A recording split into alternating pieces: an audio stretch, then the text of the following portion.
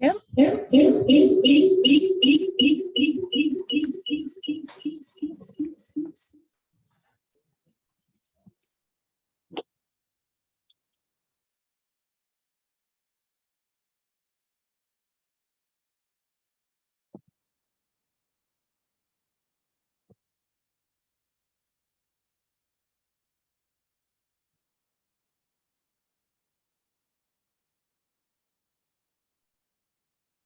Good evening, everyone. We are just going to wait about a minute and then we will go ahead and get started as community members come into the attendees.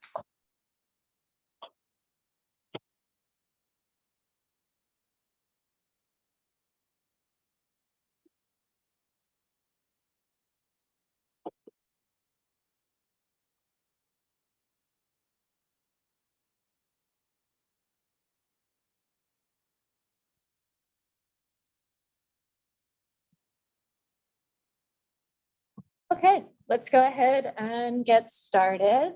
Welcome to the Government Transition Advisory Committee. Today is Monday, May 1st, and we will be here from 6 to 8 p.m. Committee members and community members listening in, this is the second meeting ever of the Government Transition Advisory Committee. My name is Julia Meyer. I use she, her pronouns, and I am the Engagement and Community Participation Manager for the city's transition. Amber Ontiveros, who facilitated our meeting last week, is out sick today, but Kim Stewart from that same firm will be facilitating our meeting tonight. Next slide, please. I'm just going to take a moment and go over some Zoom logistics. This is a hybrid meeting, so some folks are in person at the Portland building and some folks are joining virtually via Zoom. This meeting is being recorded and it will be posted on the city's transition webpage under the past meetings and events. For today's meeting, we have closed captioning available. To access closed captioning, click on the CC button on the bottom right side of your screen.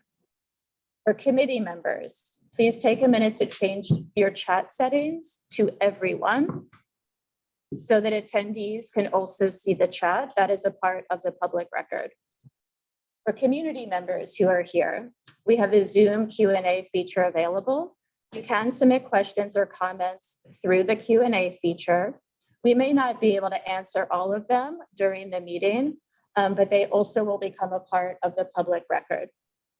At today's meeting, we will be taking public comment for the first time, but also folks can submit public comment at any time through our website or by emailing us at transition@portlandoregon.gov. Sorry, Julie, I didn't get off, but there is no everyone on the chat menu. There's host and participants. It was there last week, it's not there. Yeah. Okay, let me keep going, but we'll take a look. Okay, thank you. So let me pass it now to Kim Stewart to get our meeting started. Hello, everyone. I'd like to start by saying I'm really glad to be here and looking forward to doing my best to facilitate this meeting. It's been a while since I facilitated a session with this many people, especially following the Robert's Rules of Orders. So please be patient with me. I can promise you I'll do the best I can, and I'll probably make a mistake or two, so be patient. One thing I want to share with you before I get going is where I live is I only have satellite internet, so I may break up a little bit and I may accidentally disappear. So I want to warn you before we go any further that's a possibility for where I live. The other thing is there's a lot of you, and I will do my very best to get your names right if I do speak them. Be patient with me there too, and if I say it wrong, please don't hesitate to correct me. So we're going to go over, so the agenda, the first 15 minutes is welcome and going over committee business, such as adopting minutes, and we're going to do some work voting on co-chairs. After that, we're going to move into the public comment section, and Julia will facilitate that. Next, we're going to finish review of the foundational documents that you guys started. And depending on time, we're going to go through all the pieces of the working agreement and see if we can move forward on that document. And then finally, we're going to hear a presentation from the transition team about the roles and responsibilities of the city administrator and elected officials under the new charter. That presentation will be followed by some discussion time where you guys can ask them questions. And then before we adjourn the meeting, we'll do a brief review to make sure that we've captured any next steps or new actions that we identified during today's meeting.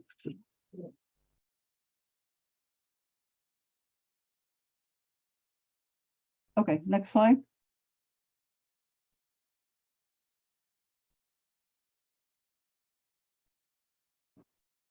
Here we go. Whoa. Commission business. We have one excused absent, Elizabeth Mazzara Myers. Our first action today is to approve the minutes from the last meeting. You guys were emailed a copy of that. At this time, if you haven't already reviewed them, please review the document. And if you have any questions or comments about it, let us know. Raise your hand. Your real hand. Mr. Neal, I got you. Give me 1 second. I've got to figure out how to make, there we go. Don't unmute yourself. Oh.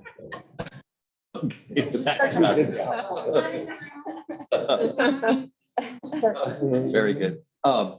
Was that, we were emailed through our City of Portland email address? Is that what happened? Because I still did personal because a couple folks are still waiting for access to their city email.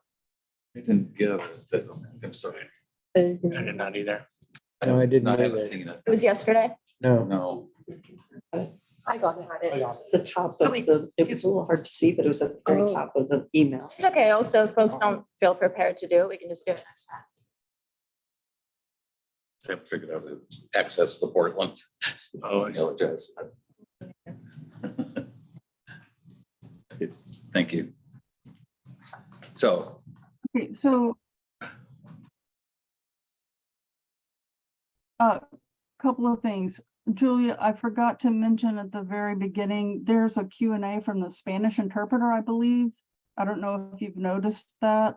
I And can you assigned- respond to them? Yep. Okay. It's worked out. Now, regarding the minutes, what I understand is that not everyone has gotten them. Is that correct? Via email? Correct. Yeah. Okay. So I'm just going to ask this question, and this may be one of my first mistakes. Do you guys want to put this off until the next meeting? Julia, maybe committee members, let me know. sure. If you can't review it now, I'd rather we what just would do you it like to next do? time. I'd rather we Okay. just do it next time. Need to do a motion. Okay. Do we need a formal motion for that? Or is that simple procedure since we don't have it available? No, okay, I'm seeing heads shaking no. then we will go over these minutes and approve them in the next meeting. Okay, next is to I ask- go over the first rotation of co-chairs. The, Could I ask a question? was there? Yes, Julie, you said that starting now or soon, you're going to be sending things to our city address. And will that somehow, will we get notified when something comes into our city email box, or do we need to go look You can set, every day or set for forward. Oh. You can set in settings to forward. in the email, in the city's email box? Could we get instructions for how to do that? Great, great. Please.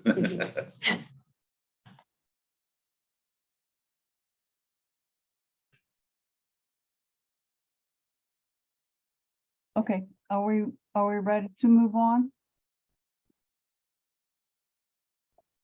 Okay. Now we're gonna do the co-chairs. You wanna go to the next slide, please?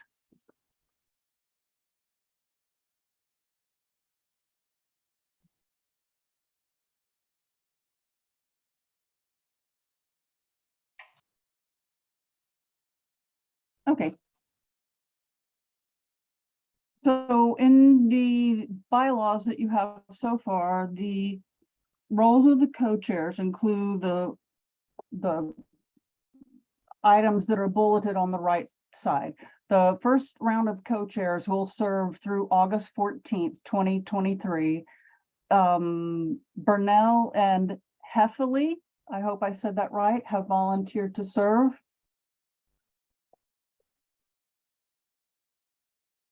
So we're going to review the bullets on the right side of the screen. Role of co-chairs is to support the facilitator's role in leading discussions and help keep everybody on time and task, collaborate with staff, provide guidance on content, ideas to meet goals, establish time limits on testimony, provide direction to staff in preparation for public meetings, provide feedback, participate fully and equally, encourage modified consensus decision-making, lead meetings, and act as a committee spokesperson.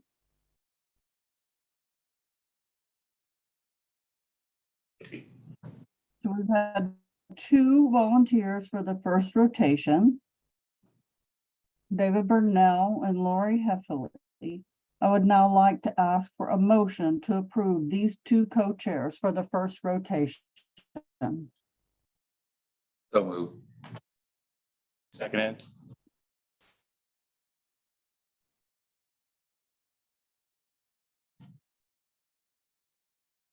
Is there any opposition? Yeah.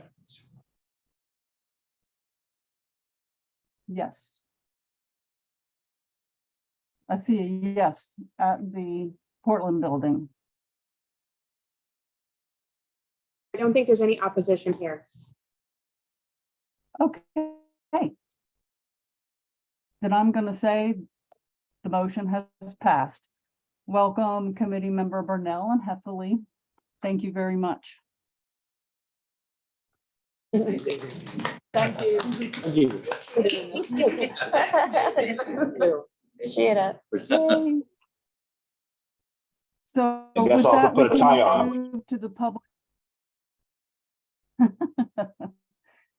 We can move to the public comment portion of the presentation. Julia?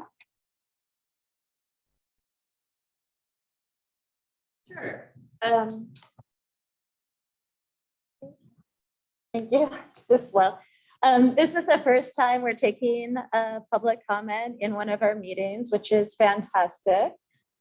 We have about 20 minutes held on our agenda. We did ask that folks sign up ahead of time. We had 2 people sign up. But when folks who have signed up ahead of time are done and we still have time remaining in the agenda, then we can put a call out to attendees virtual or in person and invite anyone else who wants to speak. As a reminder, folks who want to share their comments in other ways are always invited to do so. Folks will have 3 minutes to testify moving forward. As Kim just went over, co-chairs will set the time allotted for public testimony. We're going to kind of go back to the default of 3 minutes for tonight. We ask, I think maybe only one person is virtual and one person is in person. So we're going to hybrid our way through public comments. Mark, I think, is virtual. Hopefully he's named Mark in the attendee list. We'll promote him. He registered first, and then we will take Mr. Larson. I'm hoping that's you. Fantastic. And I think that's it. Do you want to take that down? Maybe? Let's see if we can. Mark, I'm going to promote you to a panelist. And if you just get that invite and accept it.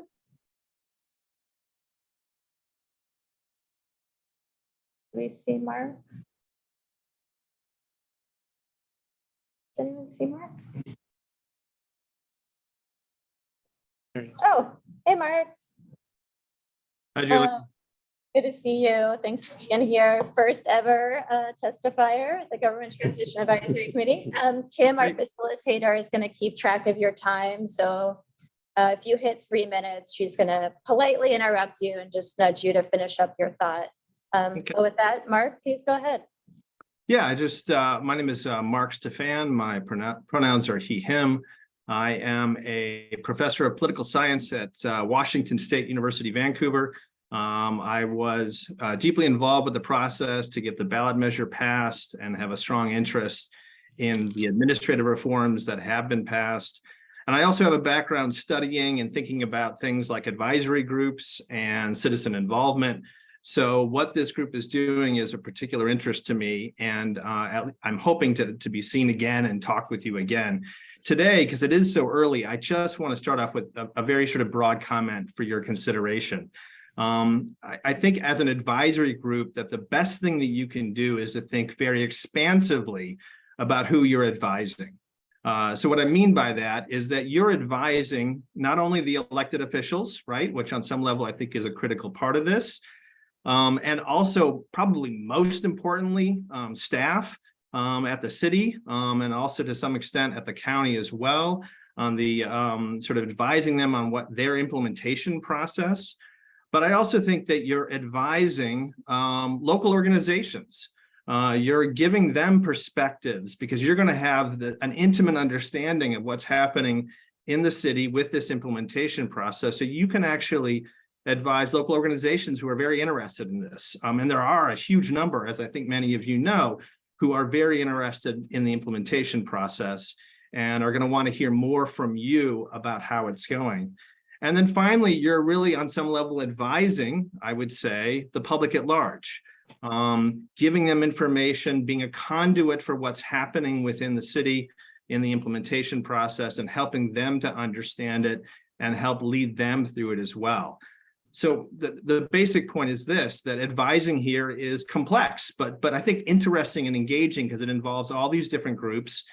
Sometimes they're not going to always see eye to eye. And there's going to be different sort of negotiating between perspectives that you're bringing to bear, but this group is well equipped to do that. And I know you're at the early stages, but I'm really excited for you in what you're doing and excited for this entire process. So thank you. Thank you so much, Mark.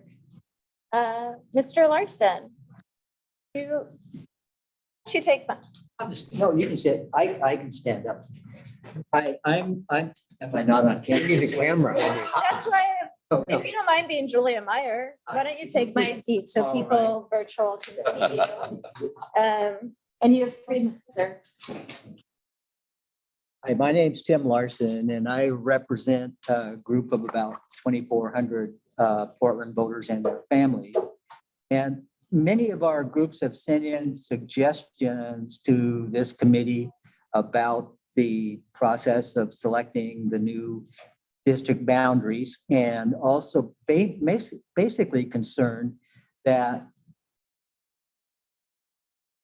the process might get into a gerrymandering type of situation, which, while allowed by law, is certainly abhorrent to most individual voters. And so we want to make sure that that doesn't happen. And we would like to see more information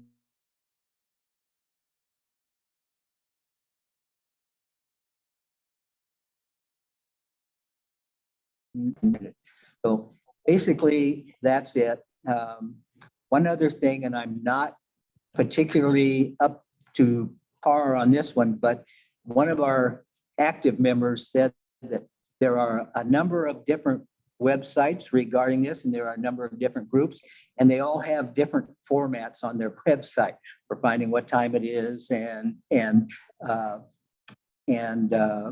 public input as well. So that's basically it. We're thrilled that this is happening. Portland's a fantastic city, and the more we get to hear from more voices out there, the better, as long as we stay away from individual focus groups who only have one thing in mind, and that is their problem, not the problems of the city. So thank you very much. Sure. Can you tell us what group it is that you're representing? It's the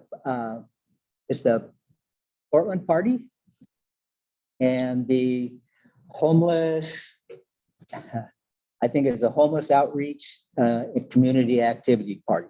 And I can look up the exact name if you would like. That'd be useful. Okay, I'll do that.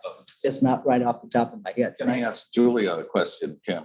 Yes, Kim, thank you, Kim. yes. As the Transition Advisory Committees, don't we have some scheduled review of what the Boundary Committee is doing, what their deliberations are? At some point in the process, I thought I saw that somewhere. There is a time period, the June 6th meeting, where we will invite commissioners from the Independent District Commission and the Salary Commission to share their work to date and to kind of preview their public engagement strategy before their final vote. I will say that those two bodies are independent bodies authorized in the charter to make certain decisions. They have that independent authority to, in the sense of the Independent District Commission, set the districts, and for the Salary Commission, set the salaries. So I just want to be clear that this body doesn't. So I just want to make sure that Mr. Larson understood Yes. the process and who was going to be responsible for setting the boundaries. I guess the council doesn't even get to disapprove or readjust those boundaries. It is the commission's. Only. Yeah, no, it's so the Independent District Commission does have the authority to set districts, but they need to reach a supermajority of the Independent District Commission in order to set those district boundaries. If they fail to reach a supermajority after 2 votes on a district plan, then the most current iteration of the district plan goes to council for its consideration and adoption. So yes, but if that's you. fair, yeah. Thank you. You know, it's useful for us. Of course.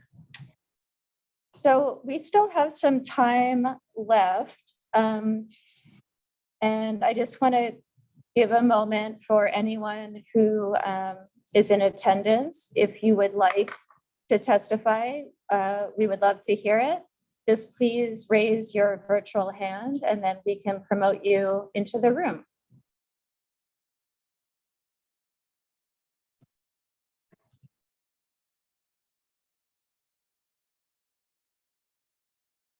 David?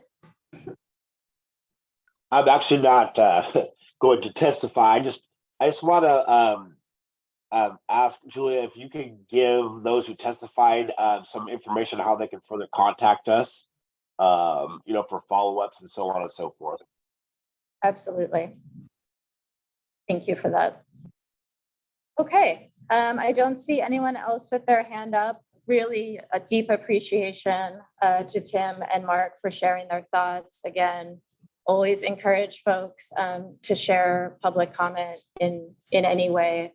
that you can. And I did hear Mr. Larson's suggestion about uniformity on the webpage. So it's written down. And with that, I will give it back to Kim.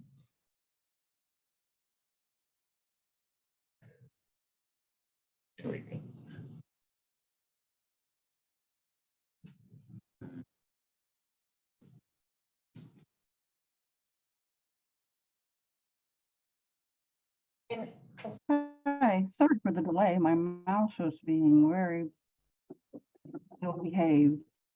So now we're going to go over the founding documents, and we have about 20 minutes scheduled on the agenda. We ended public comment a little bit early, so I'll try to pay close attention to the time. And maybe we can finish up the working agreements at the end. So the bylaws are the first one that we're going to be looking at and making a decision on. If you would go to the next screen, please. I think last time there were some questions around decision making, and this is a slide that was created for a presentation tonight. There are two basic functions that will come out of this committee: collective action, which will adhere to the voting requirements, and then individual suggestions that will not require a committee decision. The first type of action, collective decision making, will be used for formal decisions and endorsements of plans associated with the transition. Like you see in the bullets here, recommendations from the collective committee, recommendations about community engagement, and how to address public feedback. Collective decisions are things the city will have to incorporate into their work. This is what you've been authorized to advise on. The second type of action, advisory services and recommendations, are individual suggestions intended to improve the workflow of this committee, align the work to committee values, and ensure better outcomes overall. These may come in any form and are always welcome, but they do not obligate the committee or the transition team to incorporate them in the same way that a formal recommendation will. The facilitator's role is to lead you through the process in a timely fashion and provide ample opportunities for participation, discussion, to bring value to this important work. If you have proposals, state them clearly. I'll identify proposals, reflect the proposal, and facilitate a process to build consensus. We want you to make a motion for the proposal, and we'll need a second. I'm going to pause now and see if, based on the last meeting, are there any items from the draft bylaws that you guys feel still need to be revised? Or if not, are you ready to make a motion to accept the bylaws? Point of clarification. All right. I Go. Yeah. But as the hand raised. I see. Yeah. Okay, I see 3 hands so far: Mr. Neal, Ms. Wood, and Ms. Benson, and Mr. Hertzberg. So we're going to go in that order. Mr. Neal? Yes, thank you. At the last meeting, we were informed that motions were not to be entertained, but that the facilitator would read the room, if you will, even from afar, and then posit a concept to be deliberated upon and agreed upon or not, which seemed to not work well at the last meeting. I like this approach. This is different than what we heard last week from the same firm, I might add. But that this is better if someone can make a motion, then someone could amend. Is there a possibility to amend the motion as discussion ensues? And then maybe if then there's no agreement on it, allow the maker of the motion to withdraw her or their motion, subject to approval by the second. Is that your understanding, Ms. Tudor? It is my current understanding, although it's been a while, like I said at the beginning, that I've worked through Robert's Rules of Order and I wasn't in the last meeting. Julia, do you have any clarification you can offer here?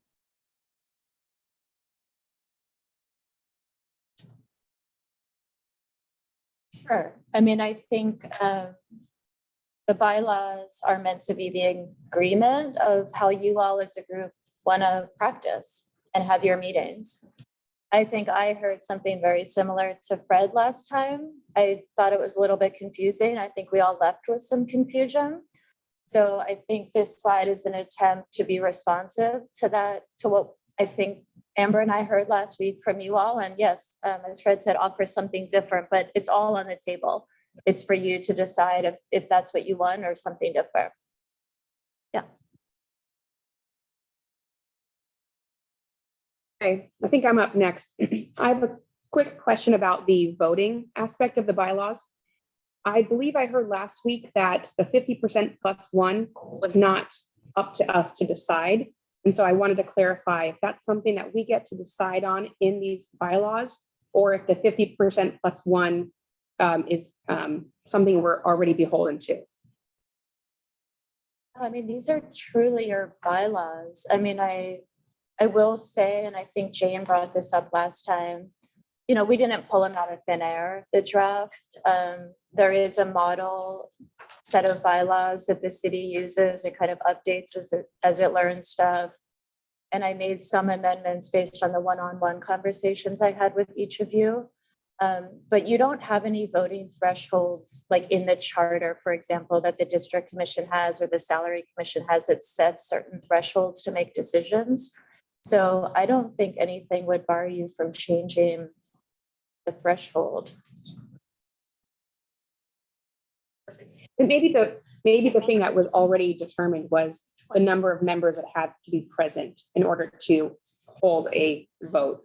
Right. That's probably what was already outlined. Okay. And this did come up last time, I think way towards the end of the discussion. So if folks don't remember, there is a distinction between quorum, what it takes for us to do business, right? And the voting threshold of what it takes you to take some action past that, right? So that we can meet if you don't have a quorum, but you can't be making decisions without that.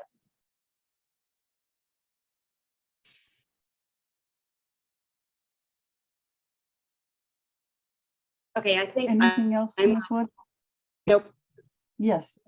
Yes, Ms. I'm up Dickinson. next. My question is similar to Fred's.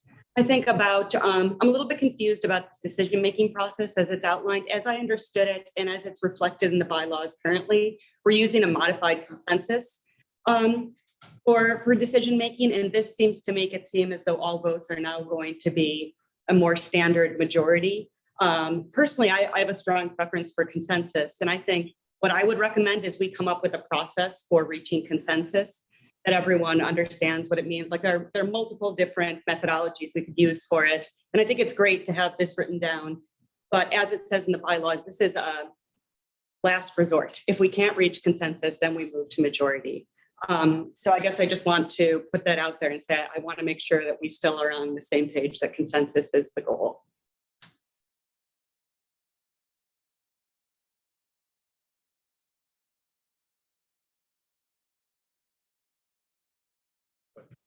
Yeah. Because we're thinking about it. Would it be? I think we have consensus on that. And we just need to figure out what our process. Idea for how we reach consensus together. I will say that for people virtual, it can be hard to have these side conversations. I'd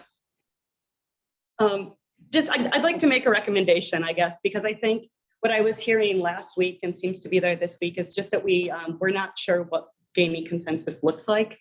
A model I've used in the past and found really successful is just using hand motions. If everyone in the room and virtually wants to try with me, it'll be easy, which is just, if you agree, thumbs up. If you don't, thumb to the side, it means, or not if you don't. Thumbs up means, yes, wholeheartedly agree. Thumb to the side means, I'm willing to go with it. You know, if you put your hand up, it means pause. I need to discuss this a little bit more before we can move on. Thumbs down means no, absolutely, I will not go for this. I think whether it's that or something else, I just think it'd be great if we had a process for consensus somehow. Yeah. But, yeah. Is somebody calling? Who's next? Next is committee member Hertzberg, please. She's in me. Yeah. So I, Yes, I you. totally agree. And I think that maybe we could rely on our facilitator and our co-chairs to work on how we do that. Whatever we do, if we're to meet in this format, it needs to be compatible with Zoom thumbs. Mhm. And I totally agree with you that consensus is valuable because the group was selected to be diverse, to represent a whole variety of perspectives. And if we just cut to the vote, we're going to be losing those perspectives. And the whole point, I think, of consensus is not kumbaya, it's to hear from everybody and learn from everybody and construct the best thing we can. So I, totally agree. And I hope that the co-chairs and the facilitator, Amber or Kim, can come back to us next time with a specific process for doing that. And I just wanted to clarify, and the reason that my hand was up is when you ask us about approving the bylaws, are you talking about just this slide or the whole bylaws? Because there was discussion of some other sections of the bylaws as well Yes. last time. Julia, you have the notes on the other parts of the bylaws that they worked on? I don't think we agreed to any changes, but I think we are, I do think the facilitator is asking if folks are ready to approve them, but this would be the time for folks to make suggestions for changes. I heard to say that we were going to approve this, what's on this screen only. Is that? She's asking us. I think she's asking, yeah, I mean, if that's what you're comfortable doing. In the minutes from. So if I'm still on, I'd like to at least raise the thing that I mentioned last time, which was making sure that we have effective liaison with the staff transition team and that we're in sync with them, that we know what they're doing. And as somebody said, things can change on a dime and we need to be able to change with them.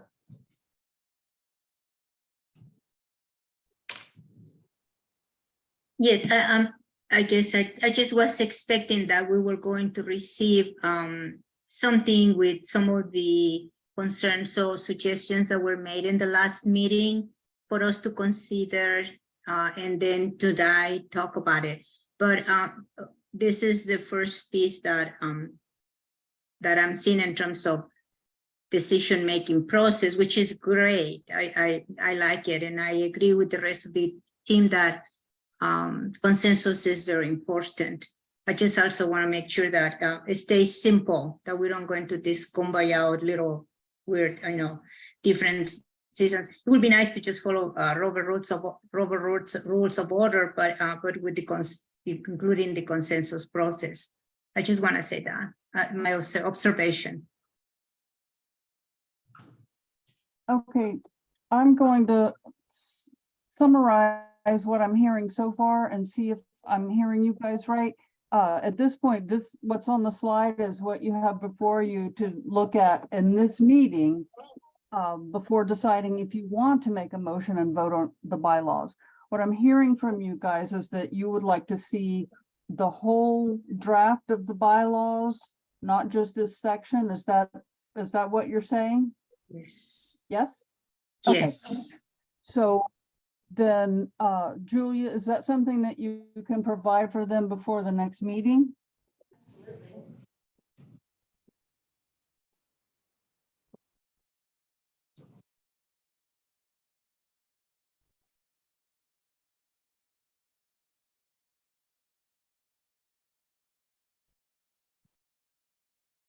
I guess I'll just go. What I was gonna also ask for. Building? Okay, let's move on till we get Julia back. Mr. Gamero, you were next up. I guess I will also ask, a lot of things, ideas that were thrown out yesterday, I don't think they were necessarily shot down. Or there were lots of nodding, we didn't shoot things down formally, so it's hard to know what is and isn't on the new bylaws. So I think it'd be good to kind of go down the list of things people suggested and see what the reactions are to see if we have a consensus. Because you mentioned that last meeting, we didn't agree to put anything in, but we also didn't agree that they were bad and shouldn't be put in. They're kind of up in the air. So this consensus is good unless we have 20 things we're trying to decide, and then we actually need to go down all the things we talked about and see if there's a real consensus about each one, right? If not, we're never gonna get anywhere, and they're just gonna keep asking us to the bylaws and no one's gonna know what we're actually approving. So that's what I would suggest, like break down all the little pieces. Okay. Next, Mr. Neal, your hand is up. I don't know if it's up again or still up. It is up again, but is there someone else who needs to speak in front of me? Be fine. I just have a. Okay, Burnell, David Burnell, you would be next. Okay, I was actually going to pretty much in the same way say what the gentleman before me had said. I think, first of all, that we do have a time limit. We can't really get bogged down with this. But I also think it's a great idea because I don't want people to feel like they're just being ignored or passed over, because there's a lot of ideas being thrown out at one time, right? So I know we have somebody who's taking notes, but for things like this, I think let's talk about it, of course. But like the idea of sending the whole bylaws to us, I think that's a great idea. But once we start reading them, we have like 2 more weeks before our next meeting.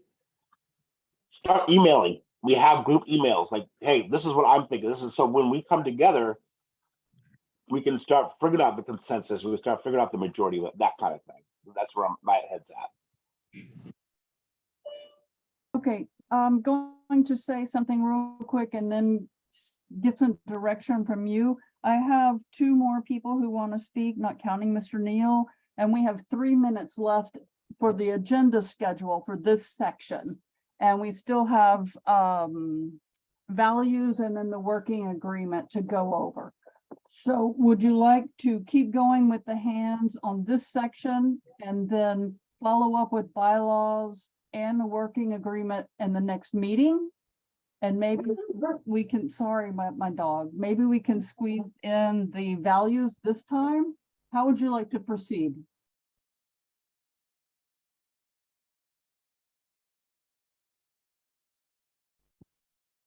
I How about lowered my this? hand. I just had a grammatical issue with the screen and the sentence on quorum. Okay. Okay.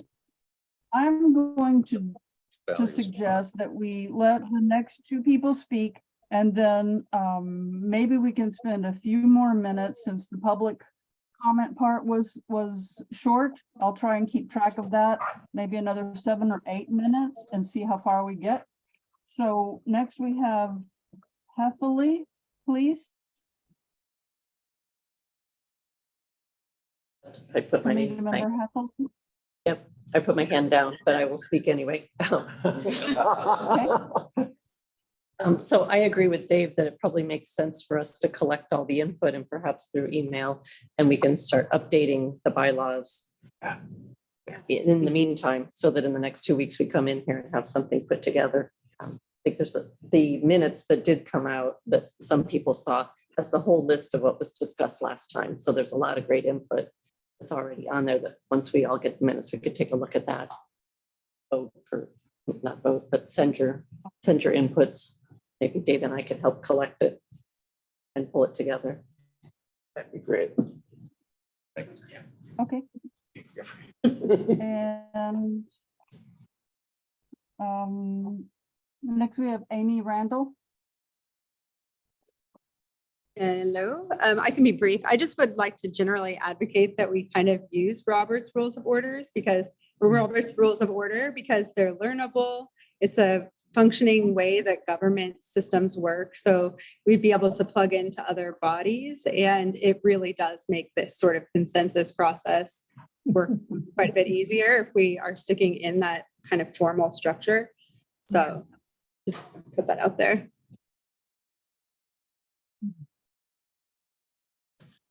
Okay, thank you. So I put on my timer for another 6 more minutes that we can discuss in this section of foundational documents, and then we're going to transfer to the presentation you're going to get. So for bylaws, I understand we're going to address it next meeting again, and you guys would like to see a draft of the bylaws as they stand. Is that correct? Correct. Okay. Yes. Well, Okay, next slide, please. Well, as amended.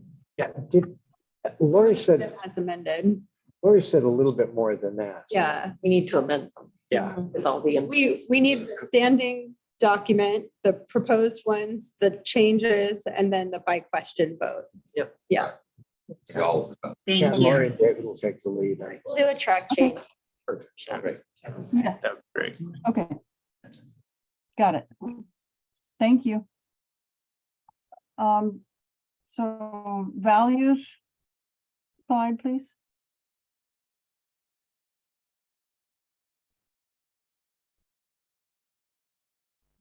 You guys had identified there was about 6 values, and these are the ones that you guys last meeting had made suggestions, or since then in one-on-one conversations, changes that you wanted to make. So if you want to review those, and then I'll ask if anyone wants to make a motion to accept the values.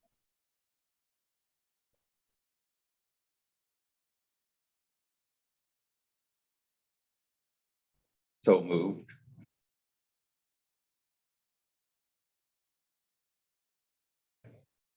Is there a second? We don't have a process. I'll second that. I'll second that. I just wanted to read it real quick. Yeah. Okay, Yeah. I see 2 hands. Are they new in response to the values? Jose Gamero and Lori Heffley? Yes, Yes. Mr. Gamero, go ahead. I just wanted to address the first one because I'm the one that went up to Julie and asked to be put in anti-immigrant sentiment in Portland. This is specifically because we had a ballot measure that allowed non-citizens to have a say in our government that was shot down in our city. So I want to make it known that we know that about us and we need to work towards this.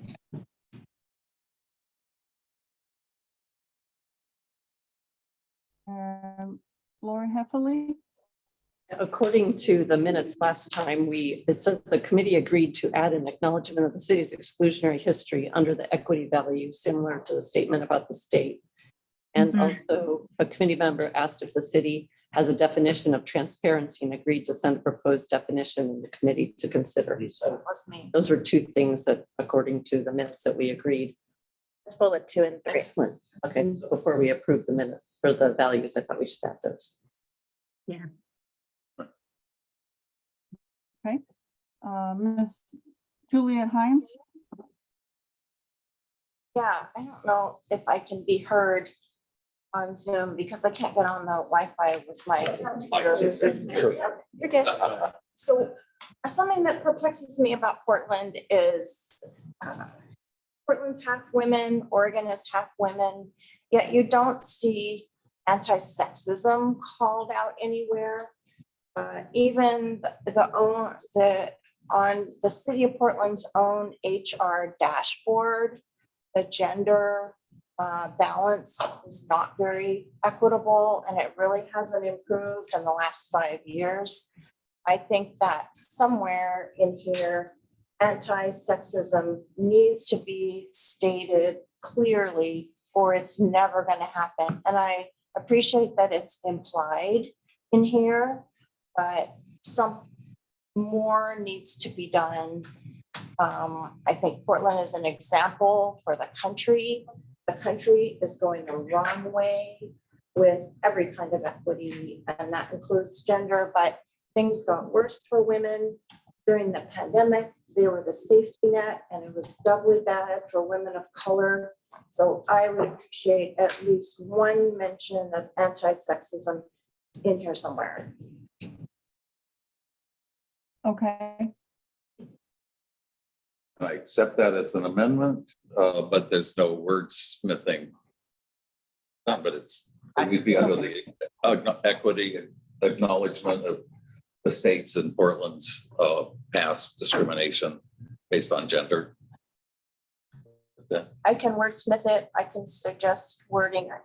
You know, I know we want to approve this tonight, but I'm sorry, I didn't come with wording. No, it's a great idea. It's just.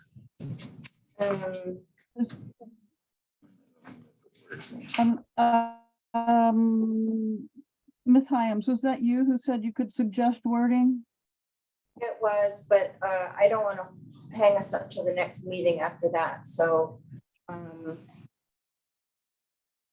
know, we could say. Okay, I think it'd be, yeah, I think that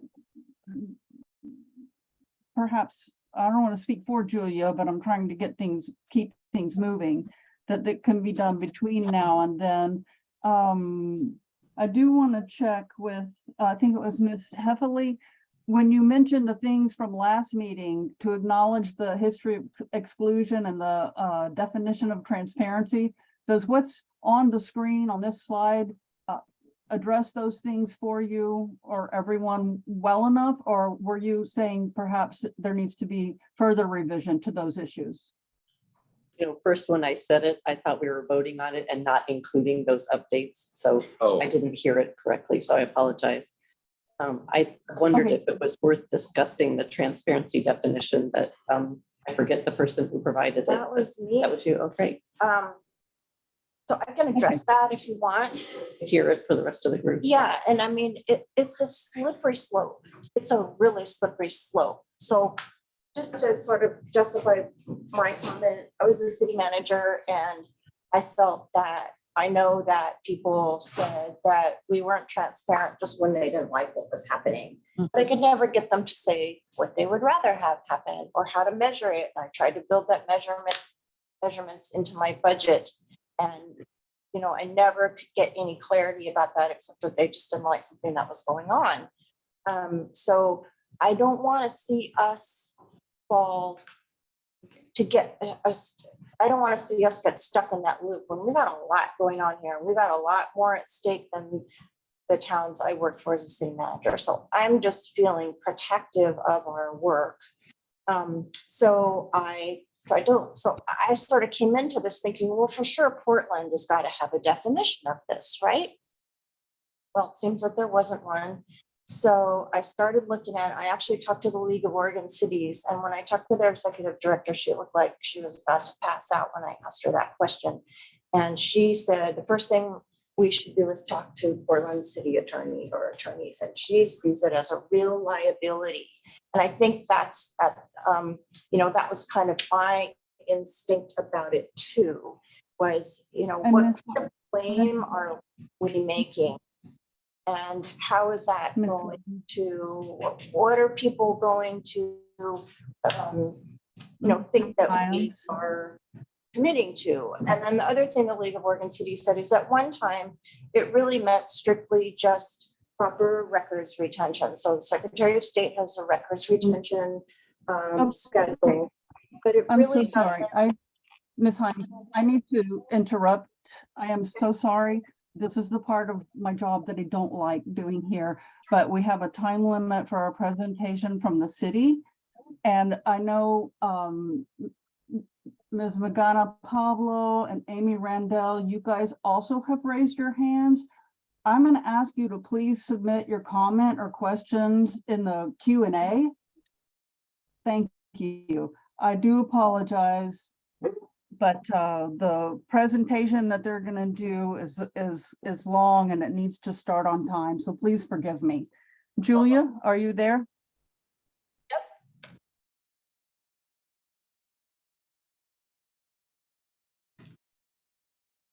Do you want I me believe to? it's time. Okay, Yes, it's time to move on to the, I'll take it. Thank you for folks sharing comments in other ways, and we will revisit these founding documents. So kind of similar to our agenda last time where we spent the second half of the time hearing from folks on the transition team. That time was kind of big overview, lots of information. I realize on the transition plan to date, it's draft. Lots of feedback from you all about that. We are going to revisit that again at the next meeting. So that was not a one and done. Do not worry about it. And tonight, we're really fortunate to have other folks on the transition team. Tate White, who's coming up right now. She works with me on the transition team, and Lindley Reese from the city attorney's office. And they're going to do a presentation on roles and responsibilities of elected officials and the city administrator under the revised charter. I'm going to ask, just like last time, if you can hold your questions, your thoughts, write them down. If you'll forget them, let them get through their presentation. It's actually not super long, so we're going to have plenty of time to have discussion afterwards. But sound good? Yes. Great. Welcome. Thank you, Julia. Hi, everyone. My name is Tate White. My pronouns are she, they. Thank you so much for having me here. I'm really excited to be here. Lindley, do you want to introduce yourself? Sure. Good evening. I'm Lindley Reese. I'm a Chief Deputy City Attorney. I think you met my colleague Maya Hyam last week. And both of us will show up from time to time here to help when you have questions. Thank you for having us. Yes, thank you so much. And I'm a strategic project manager on the transition team, if I didn't say that already. So as Julia said, quick presentation, 10 minutes, but it does tend to elicit a lot of questions and discussion. So I want to make sure we have time to get to that. So I'm going to try to get through it, and please make notes anytime if there's a slide you want us to go back to, we can do that as needed. So the presentation is meant to summarize how roles and responsibilities of Portland's leadership will change under our recently revised charter. Next slide, please. So as you know, last November, Portlanders voted to change our government in 3 significant ways. This presentation is going to focus on the form of government change, changing from a commission form of government to a mayor council form of government. It's going to have a city council focusing on setting policy and a mayor elected citywide to run the city's day-to-day operations with the help of a professional city administrator. These changing roles and responsibilities have been formed by the community through the Charter Commission's work and the successful passage of Measure 26228. Next slide, please. So on January 1st, 2025, all legislative and quasi-judicial authority will vest in the council. City Council will be the legislative and policy body for the city. It will convene public meetings, gather input, debate, and evaluate policy choices and adopt laws to reflect those choices. The charter permits council to delegate quasi-judicial but not legislative power. Next slide, please. So the mayor, aided by the city administrator, will be responsible for the execution and enforcement of the city's laws and budget priorities, and for administration of the city's bureaus, employees, facilities, and resources. The charter permits the mayor to delegate executive and administrative powers. The mayor has the same authority as other councilors to place items on the council agenda and to vote in the case of a tie. Next slide, please. So the charter explicitly prohibits council from exercising the executive and administrative powers that are granted to the mayor. This is a significant change from our current form of government and will translate to changes in the focus of council's work and how they organize themselves, including staffing. Next slide, please. Instead of having regular meetings with bureau leadership or getting involved in fine-grained operational issues, councilors will focus more on developing policies and standards that establish the parameters for the administration of Portland's government. Councilors will also be enabled to focus more on connecting constituents and determining how policy or budget choices can help improve their communities. Next slide, please. So future counselors will work with fellow counselors in their district and form committees and subcommittees across the council to develop laws addressing policy priorities. The future mayor will work with the city administrator to execute the laws developed by council and administer the city bureaus. Our team is currently researching best practices in peer cities to determine options and recommendations for creating a framework for the future city council and mayor to operate under this system. This slide starts to speak to some of the specific duties outlined in the revised charter for mayor and council. And the next 3 slides go into more detail, including specific duties assigned to the city administrator. Next slide, please. So the charter contains specific allocations of authority that are binding regardless of whether a court would consider the action to be legislative or executive. So we've been talking about general powers, and now we're talking about ones that are explicitly laid out in the charter. The current slide provides some examples of specific council powers and duties outlined in the charter. Among these are the powers to adopt ordinances, resolutions, reports, or orders, as well as adopting and amending code. The future council will continue to approve the budget and issue bonds and make appropriations. Under their legislative role, the council will establish bureaus and their authority, as well as their own rules of procedure, including selecting a council president and vice president. The future city council will also have the ability to remove the city administrator for cause with the affirmative vote of at least 9 councilors. So that's a supermajority. Next slide. So on this next slide, here are examples of specific powers and duties outlined in the charter for the mayor. The future mayor will submit the proposed budget and periodic amendments, as well as execute and administer city code. Mayor's legislative powers will be placing matters on the council agenda and voting in the keep a tie. Mayor will appoint the city administrator, city attorney, and chief of police, subject to council confirmation, and oversee contracts and intergovernmental agreements that are consistent with the city budget. Next slide, please. Finally, this slide talks about the city administrator and their specific powers and duties that are outlined in the charter.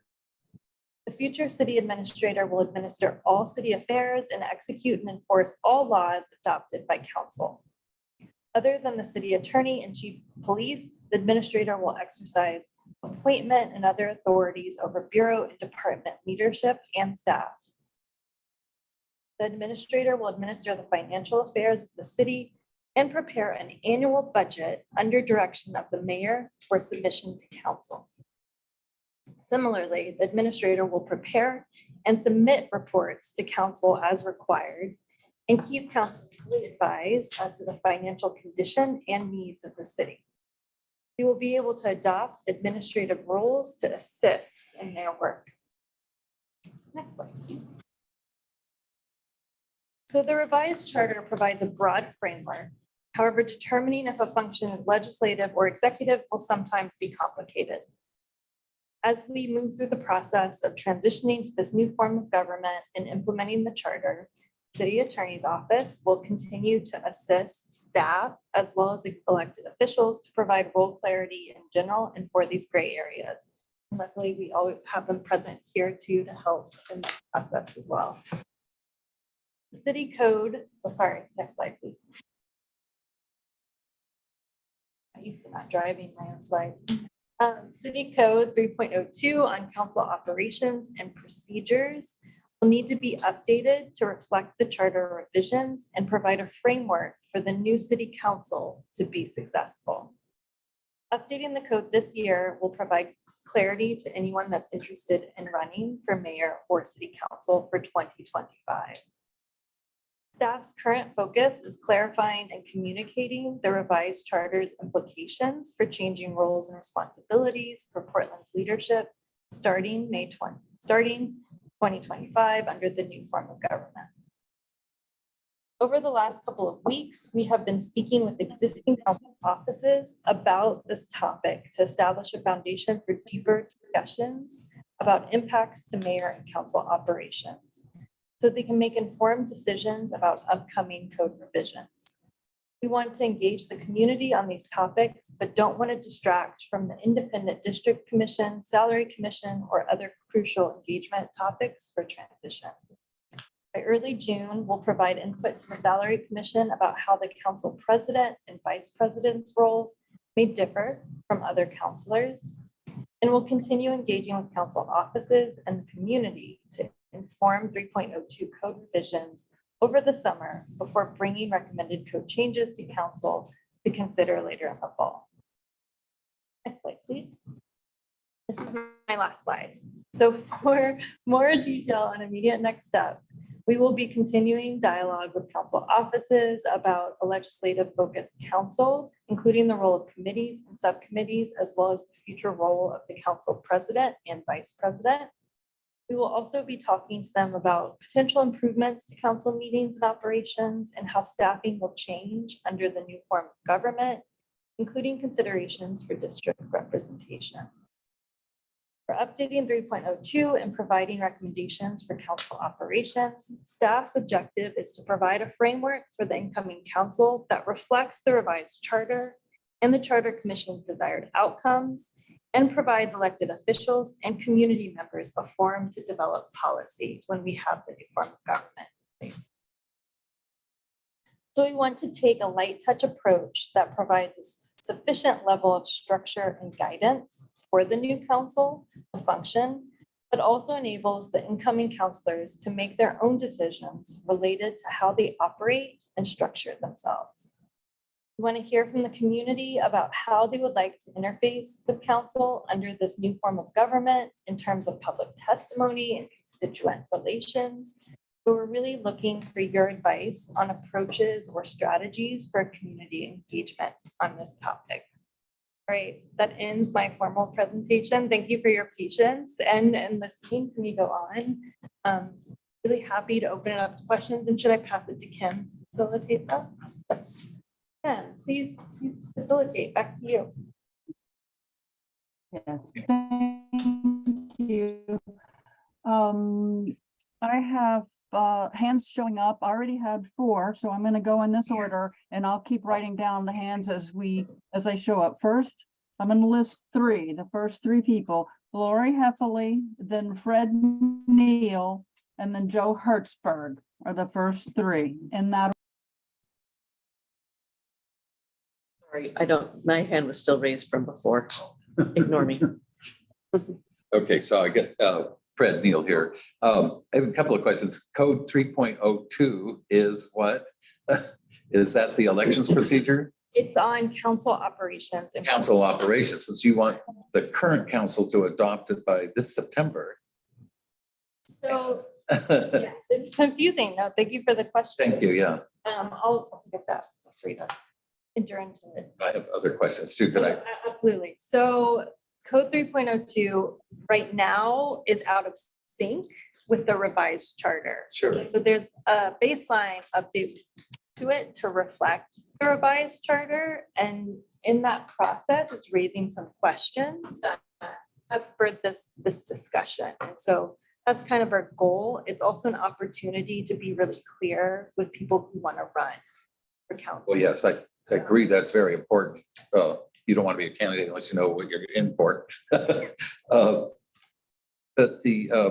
so good. Thank you for that. And we'll be, I'm sure, informed of what those issues are and what the council or current commissioners' responses are, so that you can get our views on the matter and advice before September. I mean, we're interested in hearing. So is that something you'd want to know? I think so, yes. Yes.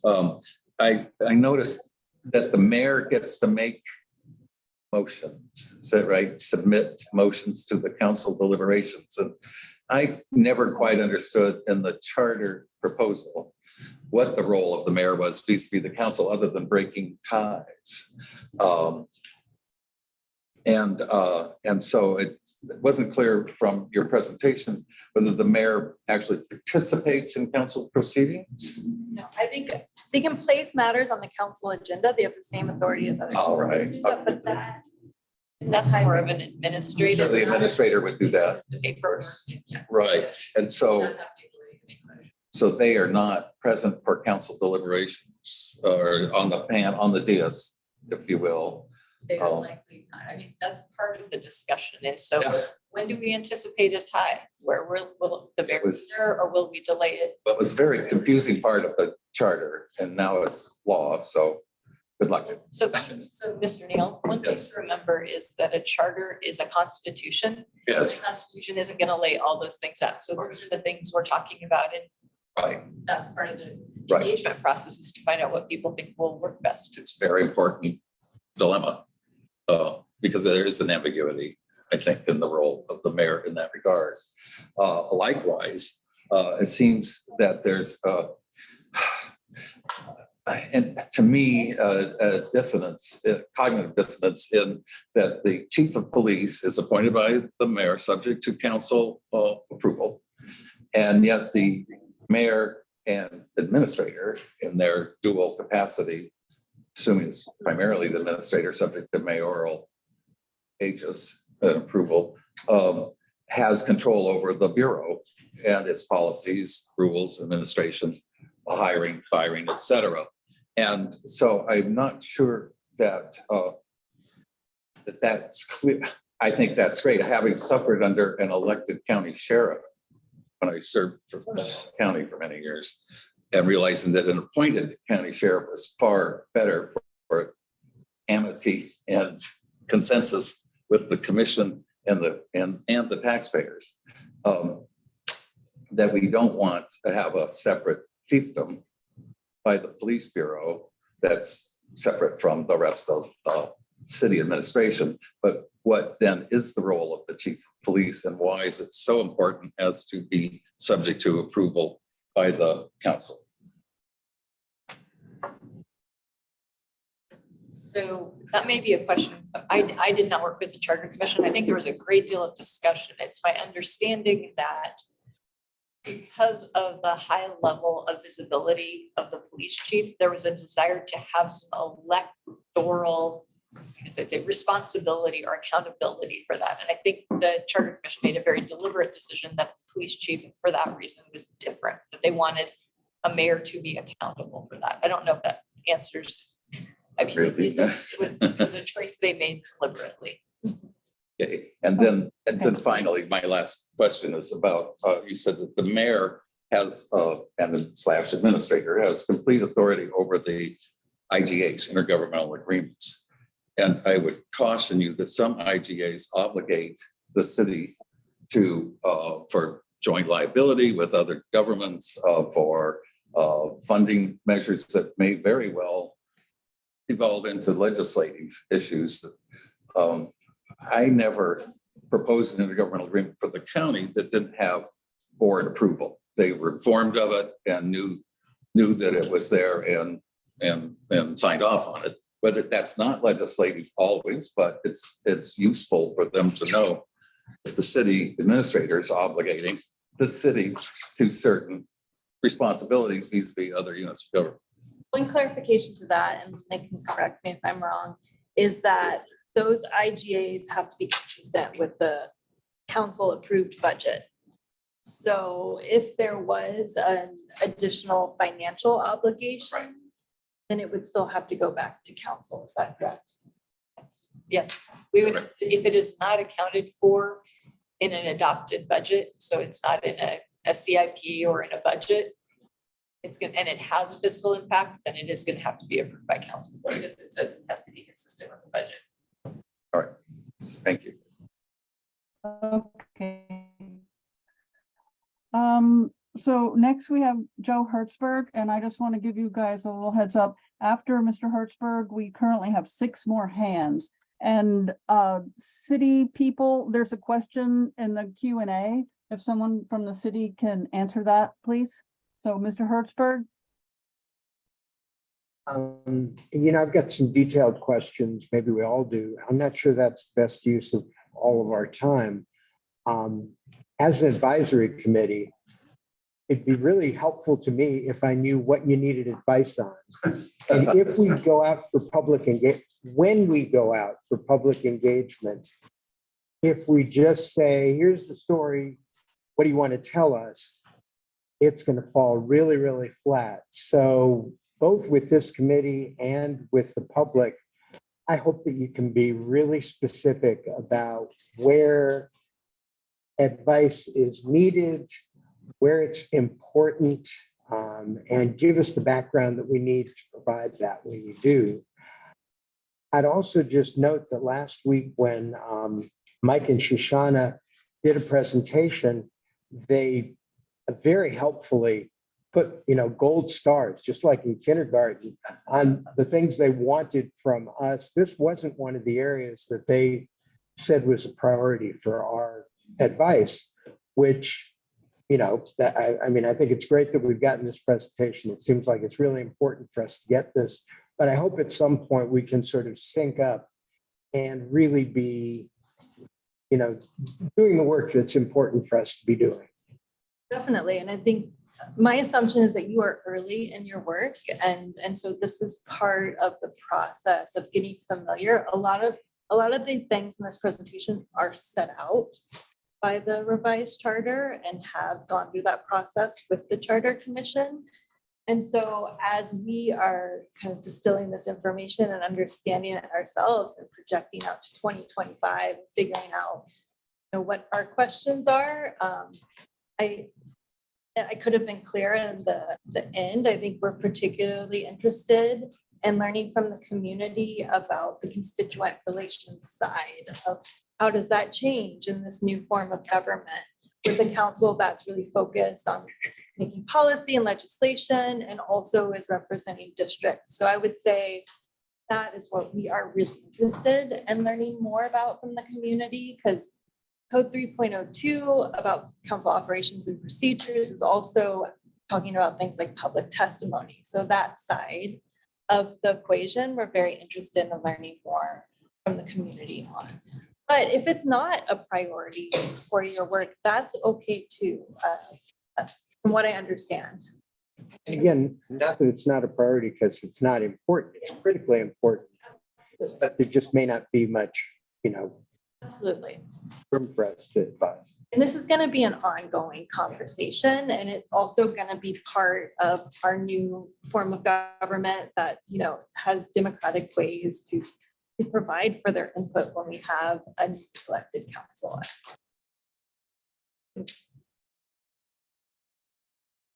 Okay. I'm going to list the next three people. Juanita Santana, and then Terry Harris and Zach Curl. Yes, but just very quickly, I had a question. In the organizational structure, the executive, the mayor supervises the city attorney, the city administrator, and the chief of police. And then when in the list of the council powers and duties is to remove city administrator for cause with a supermajority. If the mayor supervises the city administrator, I will assume that he will be the one who will determine based on performance if that person needs to leave the job or not.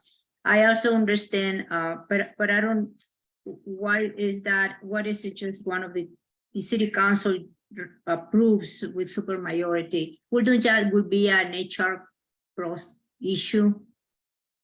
Why the council has to approve? I'm concerned about the removing power from the, or no power necessarily, but yeah, really power from the mayor dealing with the personnel issues with the city manager, city administrator. Thank you, Juanita. That's a great question. The mayor can remove the city administrator. It's just that city council can't also, but it's a higher bar for removal. They have to have a clear cause and have that super majority. Yeah, but Mayor still has that power. Yeah, but I mean, isn't it a HR issue that should be resolved with the attorneys and everything else? What if the city council decided that they vote against the dismissal? So you have a situation where you have an employee with bad performance because by that point it goes to the city council. Actually, HR must have gone their job and with the attorneys and everything else to ensure that is fair, that is follow process and follow the laws. I'm concerned about the position of the city, of the mayor position if the city council decides that they don't want to let him go. You know, it's just a point of process. Oh, got it. Sorry, Juanita, this is Julia. Let me just step in to make sure I heard you correctly, because it is a little bit,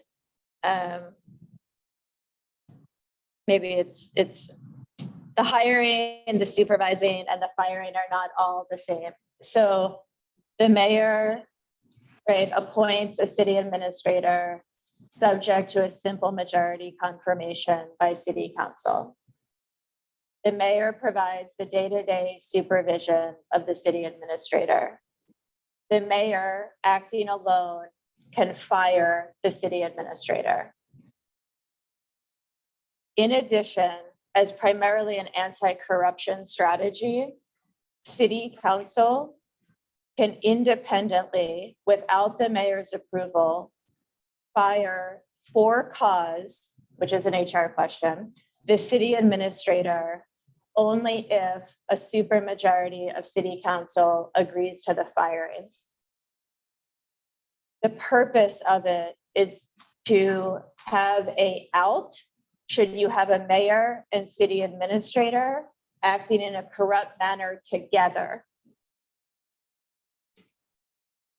So it is not the case that if the mayor wants to fire the city administrator, city council must approve the firing. So it's not equally balanced to what the hiring looks like, in which case they do have to approve it. Okay, thank you for the clarification. You're welcome. Terry Harris? Yeah, I have literally a dozen or so in the weeds sort of questions. So is there a way that we can submit them to you in writing via Julia or our chairs to get, into the weeds on some of this stuff? Hopefully that's a yes. Yeah, sorry to interrupt you there. Yes, definitely send them to Julia and we'll make sure we get you whatever answers we can. Okay. And so the other question that I have, and maybe we can talk about this a little bit more, and you mentioned it, and it's on the slide there. You're having continued engagement with the council offices with this code presented for council for approval by fall 2023. The idea being that a code is in place when the new council arrives, and they can hit the ground running. I guess is the rationale for that. But the effective date on this 3.02 code is 2025, or is this, is there an earlier effective date where some things go into effect sooner? Or is there a 3.02-1 code that the new council will be approving on day one? I'm trying to get a feel for how that timeline is structured.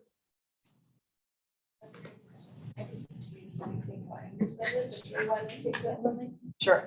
Terry, the idea would be that the 3.02 changes that are required to conform the code to the charter. So for example, it's no longer a 4/5 vote for certain things. It has to be a 9/12 vote. So it's really specific things that have to be changed.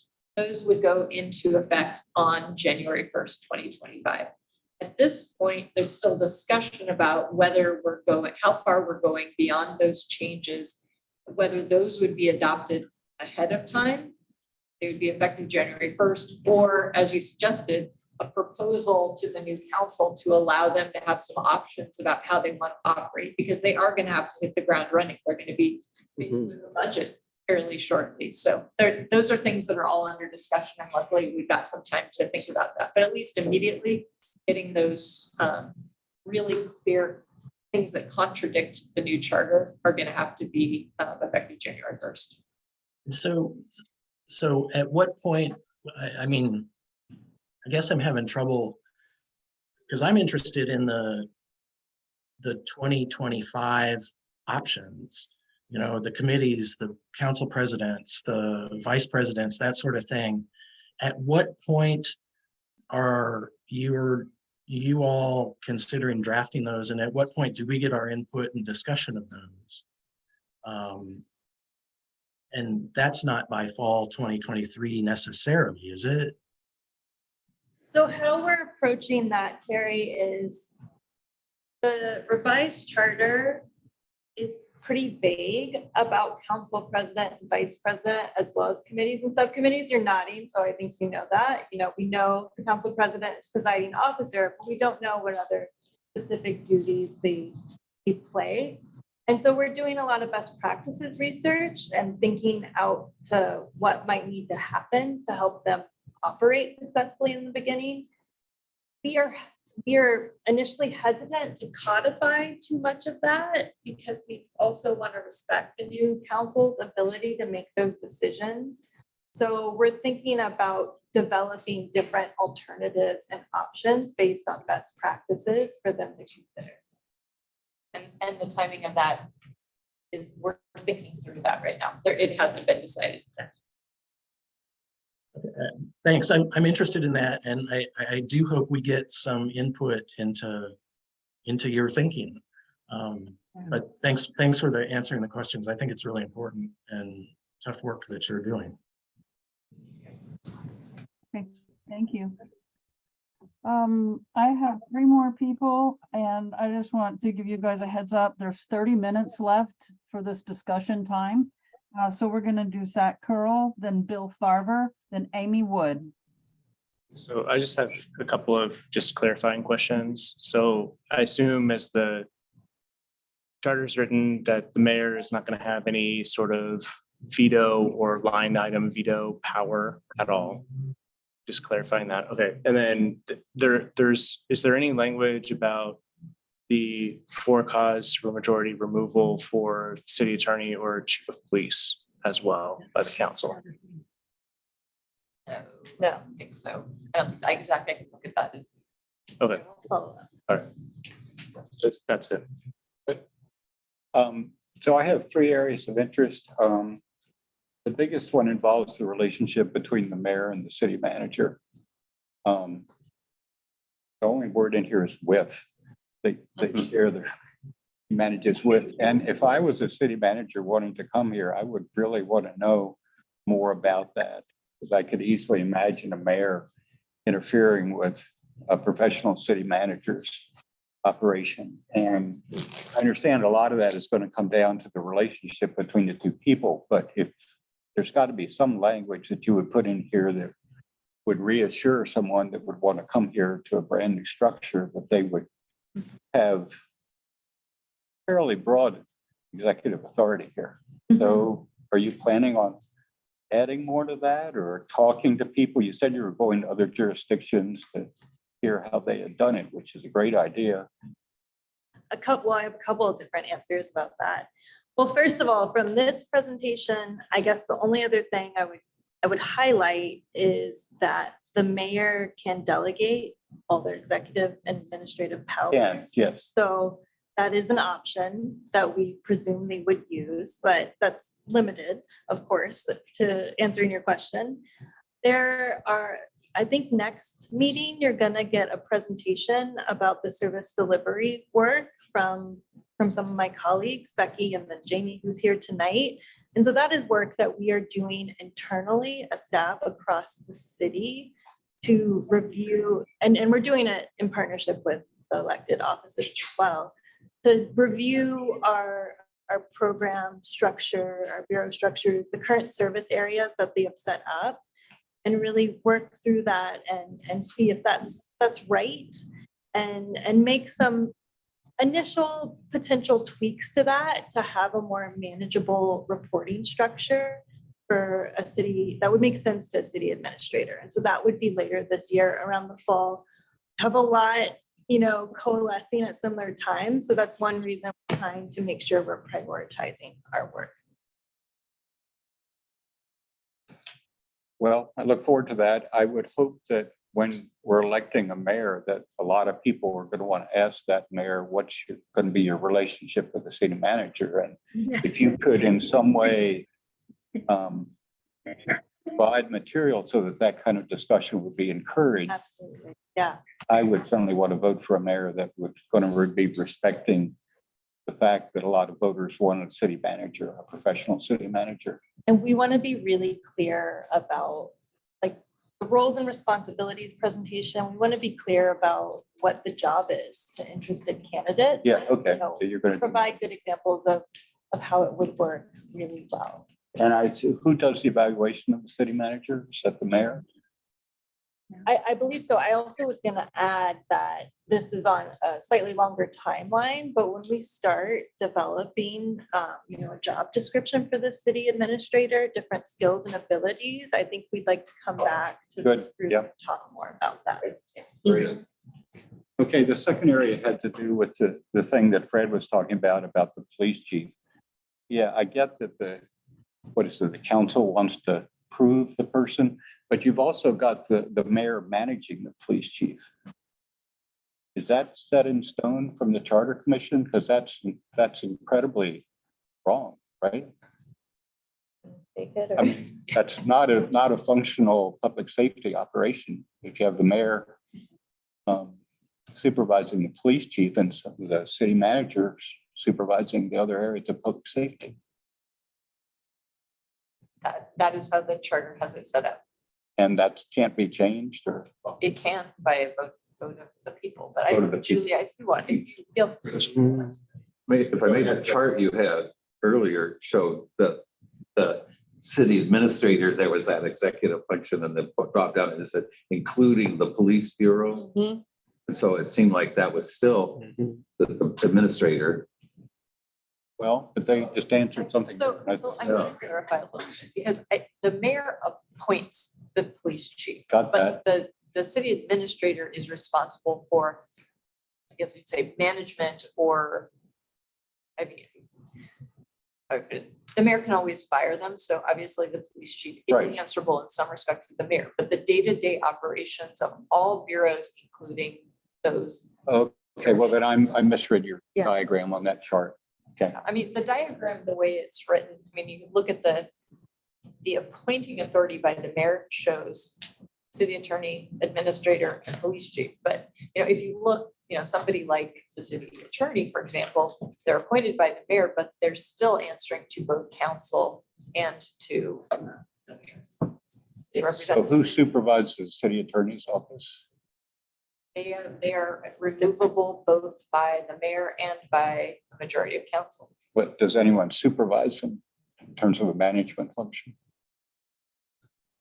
Under that system, I'll have to think about that. I mean, under this current system, they get reviewed by the mayor because the mayor is the appointing authority. And I would assume that would go to the city administrator. That's what I'm trying to get at.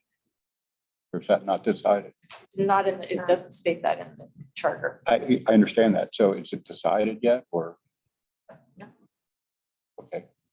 I personally would recommend they go to the city administrator, but maybe you want to talk more about that. I guess the last thing you talk about, we haven't really gotten into this feedback on the constituency aspect of it.